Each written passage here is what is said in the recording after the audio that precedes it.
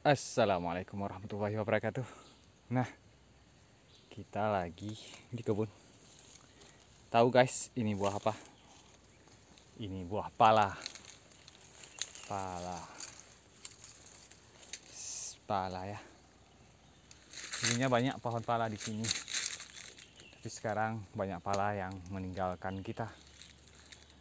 Terkena penggerek batang. Makanya lahan ini kita mutasikan dia. Ganti tanaman menjadi tanaman atau kebun sawit.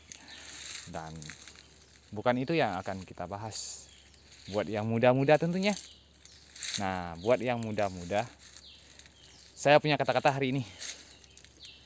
Kata-kata keren yang mungkin jauh-jauh orang-orang sukses sekarang yang sudah tua sudah pernah mengatakan kata-kata ini.